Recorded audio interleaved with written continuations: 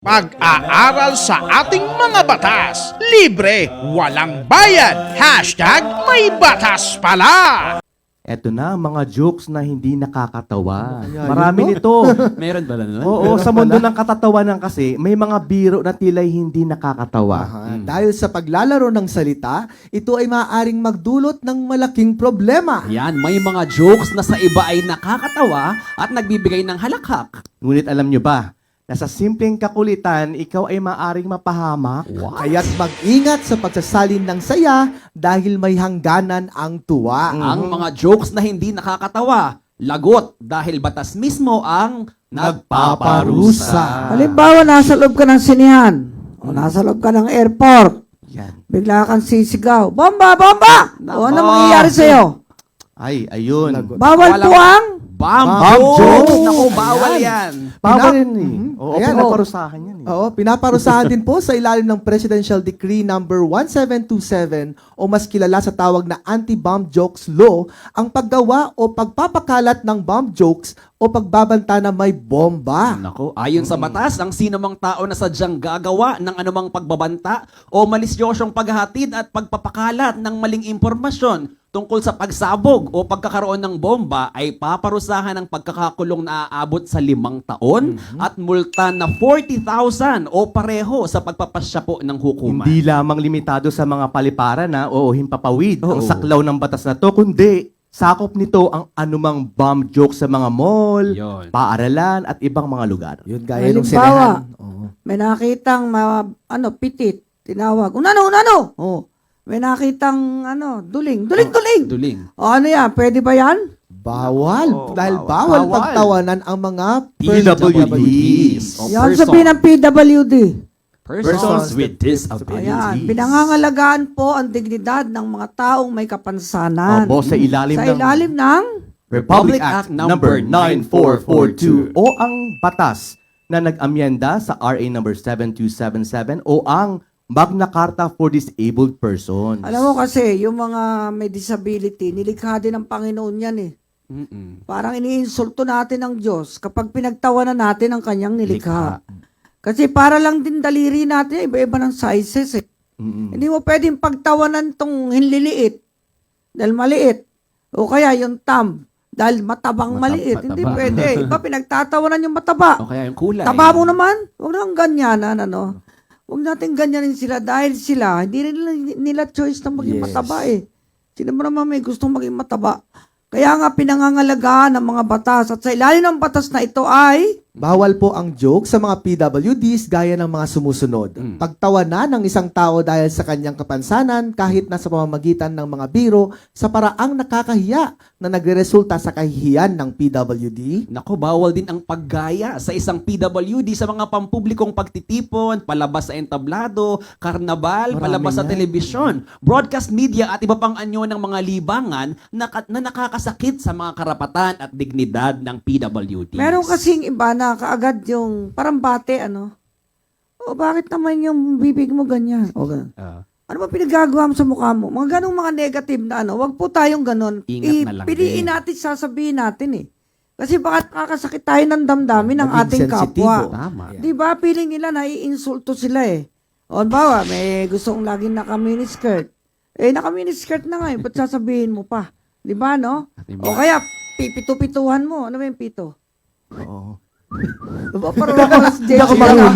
Ayan, bawal pagtawanan ang mga PWDs. Ano yan? Ang pagsabi ng Bawal din ang pagsabi ng mga mapanirang puri at mapang-abusong pahayag laban sa isang taong may kapansanan tulad ng pagtawag sa isang tao sa pamamagitan ng kanyang kapansanan sa publiko na nagre-resulta sa kahihiyan. yung napapahiya eh. Ano mang aktibidad sa publiko na Bawal nag-uudyok ng pagkamuhi. Oh. Di ba? Seryosong pangkalipusta. O matinding pangungutya sa mga PWDs. Pati yung pagiging minsan anak sa labas. Yung Minsan term na yan, sinusumbat ng iba yan eh. O sampid ka lang dito. Sampid ka dito. Wag lang ganyanan. Ginusto ba niya maging anak sa labas? Hindi niya kasalanan yung kasalanan ng nanay at tatay niya. Dinadagdag ko lang kasi mga example yan ng mga pangiinsulto. Kung minsan joke, pero masakit. Mga Di ba ano salita. bang parusa sa mga joker sa PWD? Ito sa ilalim ng RA number 9442, ang mga nangungutya at nagpapatawa dahil sa kapansanan ng isang tao ay maaaring mahatulan ng multa na abot sa 100,000 pesos o pagkakakulong na abot sa 2 taon o pareho sa pagpapasya ng hukuman. Sa mga kasunod na paglabag, mas mataas na halaga ng multa na pag aabot sa inulit pa. 200,000 pesos o pagkakakulong na aabot sa 6 na taon o pareho sa pagpapasya ng hukuman ang pwedeng ipataw sa mga PWD jokers. Ayun, meron tayong ibang kababayan na may ano tayo, otitis media. Ano yung otitis media, Doc? May tulo, may luga. Alam mo na palang may tulo, may luga. Pinagtatawanan mo pa. O tingnan nyo, anong sabi sa batas dyan? Ayan, ang pangungutya, pang-aapi o bullying sa lahat po ng anyo, kabilang ang pagtawag sa pangalan sa isang tao batay sa actual or perceived o pinaghihinalaang halimbawa HIV status, kabilang ang pananakot sa social media at iba pang online portal ay isang krimen po sa ilalim ng Republic Act number 11166 o mas kilala sa tawag na Philippine HIV and AIDS Policy Act. Anong parusa? Ang sino mang mapapatunayang lumabag dito ay maaari makulong sa 6 na buwan hanggang 5 taon at o magmumulta na abot sa 500,000 pesos. Ano, hanggang ngayon, wala pang napaparusahan dyan sa batas na yan eh. Pero kapag ang ating mga korte ay nanindigan talaga para matigil yung pangungutya sa mga HIV victims at merong mga balita na nagkakaroon ng mga side effect na HIV sa iba, yung mga gamot na nalagay sa kanilang katawan, hindi natin sila dapat kutyain dahil di nila kasalanan yun eh. Di ba kasalanan ba nilang magka-side effect sila? Tapos kukutsain mo. Kaya dapat talaga maparusahan ang nagdi-discriminate, nangungutya sa mga HIV victims. Ano ba yung sabihin ng HIV, JC? Human immunodeficiency virus. May immunity problem sila, di ba? Enoch, ano tong kulong naman dahil sa sex jokes? Nako, mga sex jokes, ang pagpapahayag ng mga sex jokes o komentong nakakatawa ukol sa katawan o itsura, paggamit ng mga salita upang pagtawanan ng isang tao dahil sa kanyang kasarian o mga homophobic statements at anumang pahayag na nakaka-invade sa personal space ng isang tao ay isang krimen po sa ating bansa. Yun, yung mga sex jokes yung iba dyan, marami. parang ano lang, bukang bibig nila. Sanay na Spice of tang. Iwasan po natin dahil kalalabas lang ng desisyon ng Korte Suprema, yung isang abogado nagsabi ng mokong doon sa kanyang kapwa, ay sinensure po ng ating Korte Suprema. Kaya seryoso po ang ating mahal na Supreme Court na pati mga abogado disiplinahin sa mga pagsasalita ng mga salitang sabi nila, joke.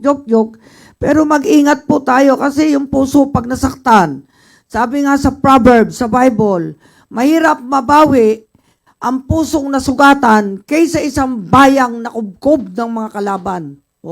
Nandun yan. Kaya tignan natin na yung damdamin, mahirap po eh. Lalo kung anak mo, sabihan mo ng BO, sama po yun. Sabihin na nating mahina ang pag-iisip ng anak mo, kasalanan mo yun, di mo tinututor. Walang taong pinanganak na BO. Wala.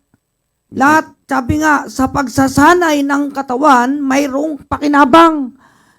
Meron akong alam na talagang sabihin natin, hindi marunong mag-English, no? Pero nagka-tutor siya na talagang magaling, natuto, naging debater. Wow. Naging public speaker. Talagang ganun. Sanayin mo, kasalanan, ikaw magulang, ikaw mismo ang lalait sa anak mo. Bad. Ay, nako, masamang ugali, kapatid mo, lalaitin mo rin, masama din po yan. Ha? Lalo naman kung kapitbahay mo, baka batuhin ka pa ng kamatis. Hindi mo di ba? Kaya nga yung mga jokes, sex jokes, bawal po yan at tinatawag na gender-based Sexual harassment. Ayan, sa mga pampublikong lugar na pinaparusahan sa ilalim ng Section 11 ng Republic Act number 11313 o sa Safe halip Spaces. na matawa sa mga sex jokes, maaaring maiyak ang taong Magpapatawa dahil sa parusang multa po, Chief, ay aabot sa 1,000. Paggawa ng community service at pagkakakulong na aabot may sa kulong, 30 days. Depende Kaya po mga kababayan, sa hindi kanila. po kami kulang. Gumawa ng batas ang Kongreso, pinirmahan ng Pangulo sa Executive, kami naman sa PAW. Ini-explain po namin ang mga batas sa inyo. Baka mamaya bigla po kayong may supina ng piskalya. Eh pala, nag-joke-joke kayo, labag sa batas, eh pwede po kayong makulong. Sa bagay, may public attorney naman.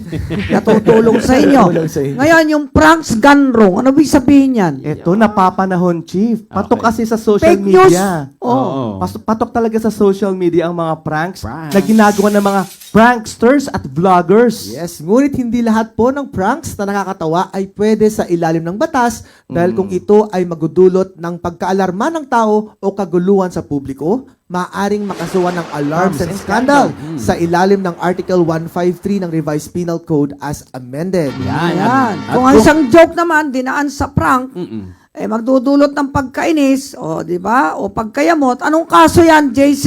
Unjust vexation po, Chief, sa ilalim po ng Article 288 po ng Revised Penal O Code as yun, amended. iba mahilig eh. Unjust vexation. Mahilig din magkaso ng fake case. Ako, biktima ako noong 2019. Birthday na birthday ko pa man din eh. Loko-loko. Luso ba ng media rito eh?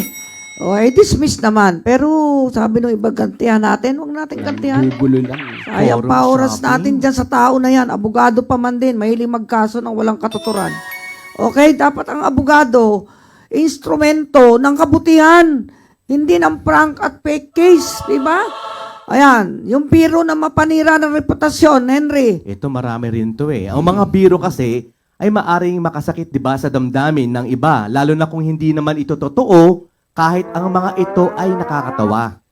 Yan, ang mga mapanirang biro na walang katotohanan at maglalagay sa kahihiyan sa isang tao na may pinangangalaga ang reputasyon at karakter ay maaaring maging isang kaso na slander o oral defamation at libelo sa ilalim ng ating revised penal code. Eh, yung sabihin, ang pangunang ilong mo. Oh, hiniya ka. Pwedeng ma-unjust vexation din O, po yun. diba ano yun? At kung napahiya ka Kapintasan sa mo yun. maraming tao. Nakalimutan Pilipino Oral eh. defamation. Eh, ang likas na Pilipino, yung mga ninuno natin, mga pangu talaga ilong eh. Hanggang sa nasakop tayo ng Kastila. O nagsitangos na ilong ng mga Pilipino. Haluan na. O nasakop tayo ng Amerikano. O Tumangos nagkaroon pa ng rin. intermarriages. Tumangos. O, di ba? Maputi din. Kaya, di ba talagang ganun eh. Alam mo na palang pango, ba't sinasabi mo pa? O, di ba? Kaya yung mga depekto sa katawan, huwag na nating ano yun yan. Di ba? Pansinin yan. Hindi Unahin. lahat ng totoo eh, dapat sinasabi. Lalo kung makakasakit. Maging maingat. Lalo talaga sabi mo, yan. joke. Maging Hindi joke sensitive. yan. Nakakasakit yan. At alam nyo ba, ang Panginoon, may sinabi sa aklat ng Galacia 6 verse 7. 6:7 hanggang 8, ang sabi ay, Huwag kayong padaya. Ang Diyos ay hindi napabibiro, sapagkat ang lahat na ihasik ng tao ay siya namang aanihin niya. yun. Yun. Hindi, ang Diyos hindi na pabibiro eh. Kaya ayaw din niya na binibiro-biro natin yung mga nilikha niya. Kung siya nga di ba? Oo, balinto na ang buhay eh. Kung may maganda, may hindi maganda. Kung may matangkad, may hindi matangkad. Di ba? Kung may maputi, may maitim. Balinto na, pinakita ng Diyos ang kanyang kapangyarihan sa pamamagitan ng paglikha niya ng iba't ibang uri ng mga bagay. Gaya din ng halaman, may bulaklak na may bango. May bulaklak na walang bango. Yan ang galing ng Panginoon. At may tao namang talagang genius, nilikha niya. At meron namang kahit ulit-ulit mong ini-explain, hindi pa rin niya maintindihan. May average naman. Ganun talaga eh. Wala na, tanggapin mo na lang. Ganun lang yon. At mayroong tao naman na matatag. Ang puso't damdamin sa lahat ng pagsubok. Meron namang, talaga namang Mabilis. marupok, mahina. Kaya, ang sabi rin sa Bible, dalhin ng malalakas ang mahihina. Yun.